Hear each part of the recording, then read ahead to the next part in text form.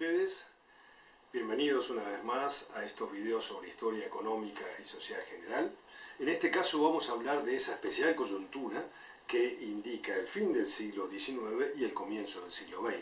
Está marcado por dos grandes episodios, la Primera Guerra Mundial y la Revolución Rusa.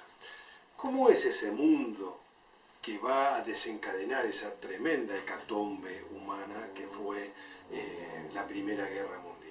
Si tuviésemos que describir ese mundo de fines del siglo XIX, diríamos que es un mundo regulado por imperios, pero sobresale uno, el más obvio y el más importante de esos poderes mundiales es el Reino Unido.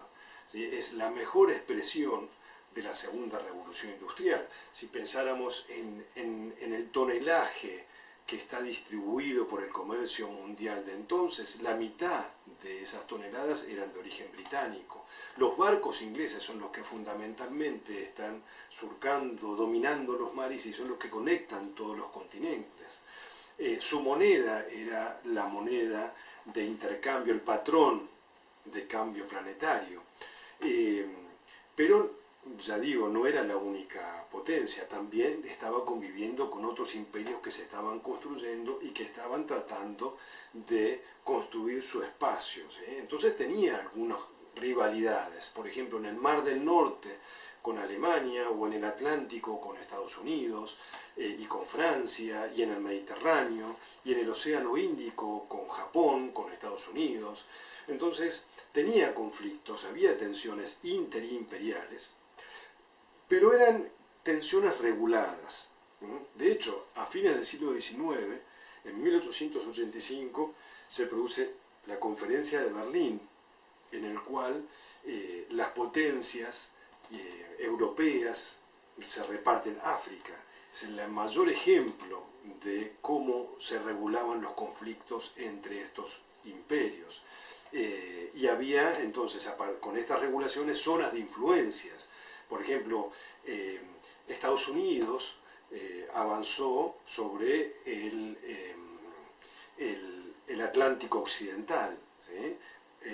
Esa fue la razón, de alguna manera, de la guerra con España, con la cual España pierde su última colonia, que era Cuba, y Estados Unidos comienza lo que se llamó la política del garrote, la diplomacia del garrote, con invasiones hacia Centroamérica y América Latina. Entonces es un mundo imperial con influencias sobre periferia, influencias acordadas. Por lo tanto, los niveles de conflicto no llegaron o no llegaban a guerras como lo que fue la Primera Guerra Mundial. Entonces, ¿qué fue lo que provocó la guerra? La caída de imperios, pero no de estos, la caída de los viejos imperios, la caída de los imperios preexistentes a la revolución industrial. Estos imperios eran básicamente tres: el imperio de los turcos, el imperio turco otomano, el imperio austrohúngaro y el imperio ruso de los Romanov. ¿Sí?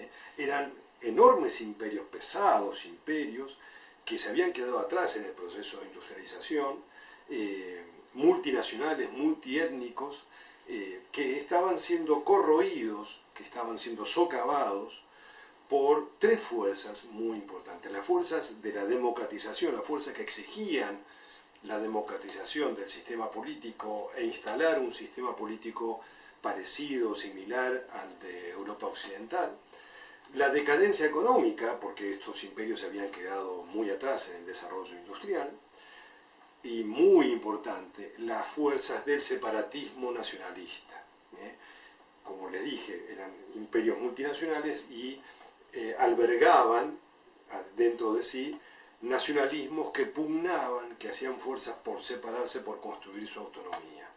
Las potencias industriales occidentales están a la expectativa de la caída de estos imperios, a ver con qué porción se van a quedar. Y no solamente están a la expectativa, también apoyan separatismos, generan o aceleran esa decadencia en algunos casos. Entonces, en función de toda esta situación, hacia fines del siglo XIX, Europa Occidental, está estructurada políticamente políticamente y militarmente en dos grandes sistemas de alianzas. Por un lado Alemania, Italia y Austria-Hungría, y por otro lado Inglaterra, Francia y también Rusia, que tiene que defenderse del posible avance alemán.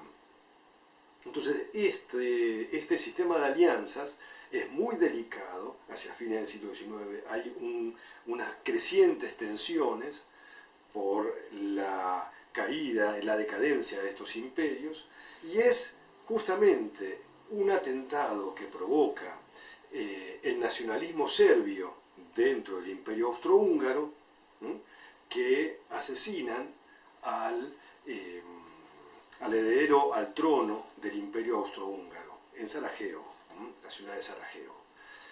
Serbia, el nacionalismo serbio que estaba siendo apoyado por el imperio ruso. Bueno, y esto desata, pone en marcha todo el sistema de alianzas que les había descrito, ¿sí? Y desata la Primera Guerra Mundial, un conflicto bélico de dimensiones tremendas que nadie esperaba y de altísima de un gran significado histórico, del cual vamos a hablar en el próximo video.